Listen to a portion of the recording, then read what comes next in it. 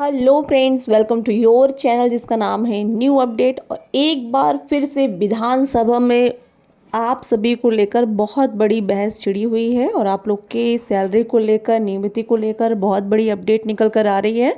तो वीडियो को लास्ट तक ज़रूर देखिएगा। वीडियो पसंद आया तो वीडियो को लाइक कीजिएगा। साथ ही आप मुझे कमेंट करके ज़रूर बताइएगा कि आप मेरा वीडियो कहाँ से देख रहे हैं, ताकि मैं आपके ज़िले की, आपके प्रदेश की जानकारी वीडियो के माध्यम से बता सकूँ। वीडियो पसंद आया तो वीडियो को लाइक कीजिएगा। चैनल पर पहली बार आया तो प्लीज़ सब्सक्राइब ज़रूर कीजिएगा। तो चलिए शुरू करते हैं आज का वीडियो और दिखाती हूँ लाइव कि क्या कहा गया है विधानसभा में आपकी सैलरी को लेकर, नियमिती को लेकर। क्या चल रही है सरकार की मंशा, क्या कर रही है सरकार आप लोग के लिए, पूरी चीज़ बारीकी से दिखाऊंगी। तो वीडियो को प्लीज़ स्किप किए बिना लास्ट तक ज़रूर देखिएगा। आपको पता चलेगा कि किस तरह सरकार आपको लेकर कितनी सजग है, किस तरह आप लोग के बारे में सोच रही है, कैसे आप लोग को लेकर डिसीजन ले रही है, कितनी सैलरी होनी चाहिए, डे वाइज कितना होना चाहिए, सारी चीज़ें इसमें बताई गई है। रात्रि पढ़ड़ी पूरे बिहार के तमाम विद्यालयों में जहां पर आदेशपाल और प्राची का बहाली नहीं हो सका है वहां पे किया गया है। तो हम सरकार के माध्यम से यह जानना, आपके माध्यम से यह सरकार से जानना चाहते हैं कि पूरे बिहार में कितने ऐसे विद्यालय हैं जहां पर आदेशपाल या परिचारी की बहाली नहीं की गई, जिसके जगह पर तमाम प्रबंध समिति के माध्यम से रात्रि पढ़ड़ी की बहाली की गई है। और साथ में हम यह भी जानना चाहते हैं कि बिहार में श्रम कानून लागू है, उसमें एक मजदूर के लिए न्यूनतम मजदूरी तय किया हुआ है और क्या उसे केवल 5,000 रुपया दिया जाता है। तो क्या यह श्रम कानून का उल्लंघन नहीं है? एक न्यूनतम दैनिक मजदूरी जो होता है उतना मिनिमम तो मिलना ये अधिकार है उसका। तो इस पर सरकार का क्या विचार है, इस पर सरकार क्या करना है? माननीय मंत्री महोदय, यह बात सही है कि ये रात्रि प्रहरी के पद रिक्त हैं और सरकार इस पर नियुक्ति करने का विचार भी रखती है, लेकिन सदन अवगत है कि जब से माध्यमिक विद्यालयों का प्रबंधन ये नगर निकाय और पंचायतों को दिया गया है, तब से नियमावली में परिवर्तन हुआ है और अब इन पदों पर जो नियुक्ति प्राधिकार है, मतलब जो कर सकते हैं, वो वहीं पर जिस मतलब नगर निकाय या जिस पंचायत या जिस प्रखंड क्षेत्र में विद्यालय आते हैं उन्हीं को करनी है। तो ये हम लोग निर्देश दे रहे हैं और माननीय सदस्य के इस बात से हम समझते हैं, हम सभी सहमत हैं कि 5,000 रुपये की राशि संतोषजनक नहीं है, इसमें कोई दोहराई नहीं हो सकती है। और सरकार भी चाहती है कि इसको विधिवत नियुक्ति करके, ये जो है आप देख रहे हैं कि चूंकि जो रात्रि प्रहरी के नियमित स्वीकृत पद थे या जो ग्रेड 4 कहते हैं उसके स्वीकृत पद थे, उन पदों के रिक्त रहने के कारण ये तात्कालिक व्यवस्था के तहत ये की गई है। जैसे ही नियमित नियुक्ति होगी तो उनको पूर्ण वेतनमान मिलेगा और ये 5,000 वाली सीमा समाप्त हो जाएगी। अध्यक्ष महोदय, इसमें दो मेरा प्रश्न था। एक तो ये कि सरकार जो आगे करने का विचार आप मिनिमम वेजेज चाहते हैं ना? जी, माननीय मंत्री जी स्पष्ट रूप से बताएं कि मिनिमम वेजेज इनको मिलेगा या नहीं। महोदय, मिनिमम वेजेज एक्ट से ये कवर्ड नहीं है, इसलिए कि मिनिमम वेजेज किस तरह क्षेत्र में, किस तरह के क्षेत्र में काम करने वाले लोग होते हैं उन पर लागू होता है और मिनिमम वेजेज के तहत काम भी कितने घंटे करने हैं वो भी लागू होता है। इसलिए इस चीज को, और ये तो अस्थाई चीज है, ये तो महोदय अस्थाई चीज है और वो तो कोई नियमित नियुक्ति है नहीं। मेरा बचा हुआ है सर। हरिवंश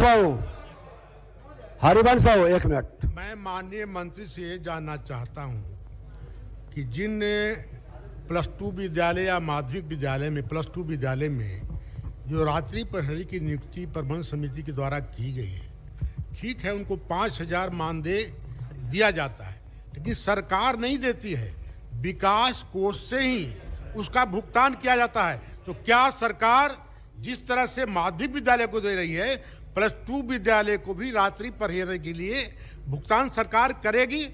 यानी विकास कोष से उसका भुगतान किया जा रहा है। और इस कारण कुछ ऐसे विद्यालय हैं जहां पैसे नहीं रहने के कारण वहां रात्रि प्रहरी के रूप में कोई नहीं है।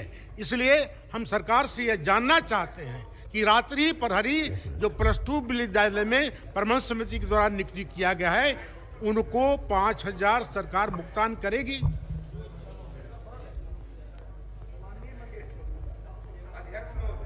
माननीय मंत्री जी का जो जवाब आया है, माननीय प्रश्नकर्ता का सदस्य का था कि 5,000 से उसको बढ़ाया जाए। ये कह रहे हैं कि नगर निकाय और पंचायत यूनिट को ये बहाली का काम हम दे देंगे। तो इसका मतलब कि प्रबंध समिति के द्वारा जो बहाली अभी की गई है उसको आप रद्द करना चाहते हैं? माननीय मंत्री जी, जो प्रबंध समिति से बहाली है उसको आप बरकरार रखना चाहते हैं या नहीं? महोदय, हमने कभी नहीं कहा हटाने जा रहे कि प्रबंध समिति और जो नियुक्तियां पूछा, जो विद्यालय के विकास कोष या विद्यालय के डिस्पोजल पर जो निधि रहती है उससे दिया जाता है। तो इसी से तो स्पष्ट है कि विद्यालय कोष की निधि को खर्च करने का प्रावधान बनाने का, खर्च करने का अधिकार तो उसी प्राधिकार को है जो विद्यालय से संबद्ध होता है। सरकार ने तो कभी मना नहीं किया है कि अपने कोष से अगर कोई विद्यालय अधिक भुगतान करना चाहते हैं तो हम लोगों ने तो मना किया नहीं है।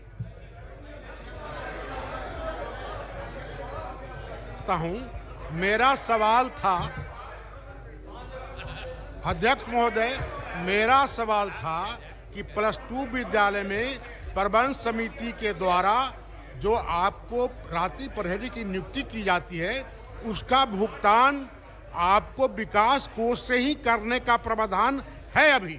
लेकिन बहुत से ऐसे विद्यालय हैं जिनको विकास कोष में पैसा नहीं है, उन विद्यालयों में रात्रि प्रहरी नहीं है और सामान की आपूर्ति बहुत हो गया है। तो मैं समझता हूं कि इसको विकास कोष से हटाकर जिस तरह से माध्यमिक विद्यालय अभी जिसको आपने अपग्रेड किया है मिडिल स्कूल से, उसमें 5,000 रुपया सरकार दे रही है। मेरा निवेदन है कि सरकार 5,000 रुपया जो अभी मानदेय है ये सरकार भुगतान करे, न कि विकास कोष से किया जाए। हरिनारायण बाबू कह रहे हैं कि विद्यालय कोष में जो पैसा होता है वो कोई सरकार के अनुदान से उस कोष में पैसा नहीं जाता है। सबसे पहले ये माननीय सदस्यों को स्पष्ट होना चाहिए कि विद्यालय कोष का पैसा सरकार के अनुदान से नहीं जाता है, वो विद्यालय के द्वारा ही विकास शुल्क के रूप में लिया जाता है और उसी को जमा किया जाता है। और जो भाई वीरेंद्र जी भी चाह रहे थे कि सरकार कह दे, तो भाई कोई समिति अगर अपने स्तर से, अपने कोष से अगर किन्हीं को बढ़ा के भुगतान करती है तो उसमें सरकार को क्या एतराज हो सकता है? चलिए हो गया स्पष्ट। बैठ जाइए। माननीय सदस्य, माननीय मंत्री जी ने कहा है कि प्रबंध कमेटी सक्षम बॉडी है, वो अपने स्तर से बढ़ाकर देते हैं, मिनिमम वेजेज को भी ध्यान में रख करके सक्षम है, स्पष्ट कर दिया। अब आगे बढ़िए, अब तारांकित प्रश्न ले जाएंगे।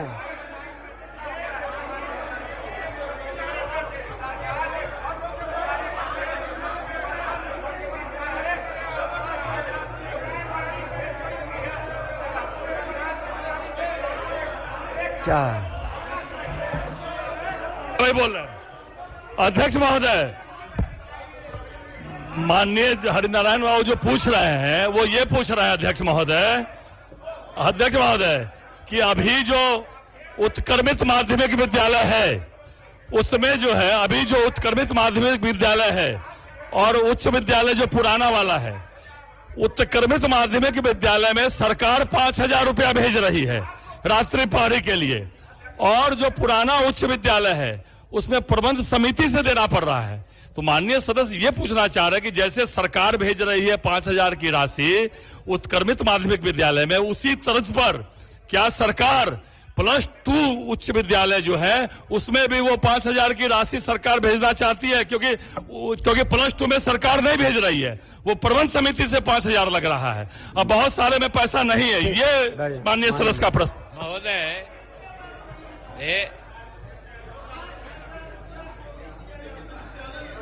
अरे माइक काहे घुमाते, सामने रख के बोलिए ना।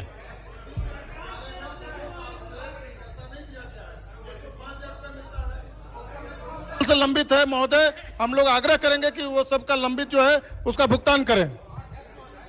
महोदय,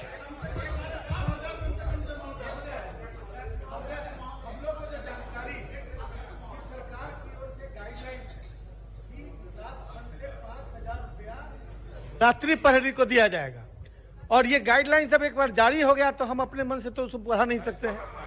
दूसरी बात की प्रबंध समिति उत्क्रमित माध्यमिक विद्यालय या +2 विद्यालय में ही रख सकती है, और उसके नीचे के बारे में शायद माननीय मंत्री जी ने कहा कि पंचायत को और नगर निकाय को दिया गया है।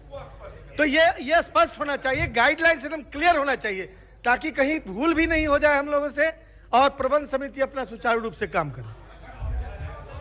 बोले राजेश जी। जो पुराने +2 विद्यालय हैं उसमें विकास कोष में राशि नहीं है, और जबकि वहां पर रात्रि प्रहरी की आवश्यकता है, और उनके पास जब पैसे नहीं हैं, और जब आप माध्यमिक विद्यालय में जो अपग्रेड हुआ है उसमें 5,000 रुपये दे रहे हैं, तो क्या अंतर है कि वैसे विद्यालय में जहां +2 विद्यालय में पैसे विकास कोष में नहीं है, तो सरकार सभी विद्यालयों का कम से कम अभी 5,000 रुपये का भुगतान करे। अब इतना लोग बोल दिए, एक ही विषय को कितने बार बताइए सर। जो राज्य में कानून है, श्रम कानून, उसमें यह कहा गया है कि एक कोई अकुशल मजदूर है, एक अर्धकुशल है, एक पूरा कुशल है, उसके लिए मजदूरी तय है। 304 रुपया किसी भी मजदूर के लिए मिनिमम है, 316 रुपया है, 380 रुपया है, कम से कम 304 रुपये के हिसाब से तो अधिकार बनता है किसी भी मजदूर का उसको मजदूरी के लिए, चाहे वो कहीं भी काम करे, उस हिसाब से 9,000 रुपया होता है। तो क्या सरकार इस पर विचार करती है? महोदय, बैठ जाइए सब, माननीय मंत्री जी बोला है। अरे बैठ जाइए, आप लोग बैठिए, सब लोग बैठ जाइए, मंत्री जी बोल रहे हैं।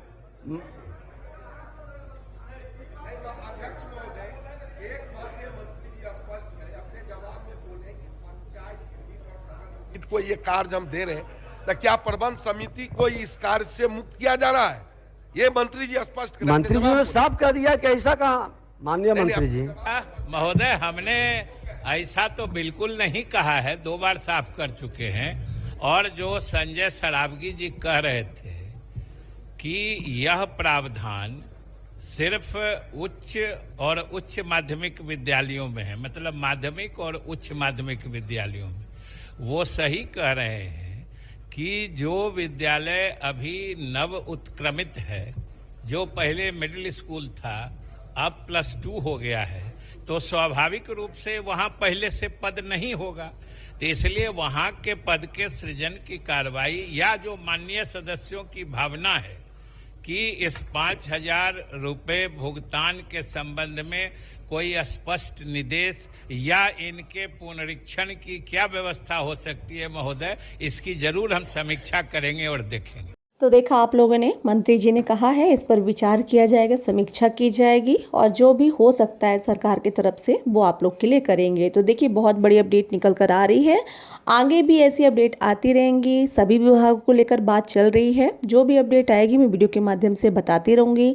तो मिलते हैं अगले वीडियो में एक नई जानकारी के साथ, तब तक के लिए नमस्कार। वीडियो बने रहा कीजिए, वीडियो देखते रहा कीजिए।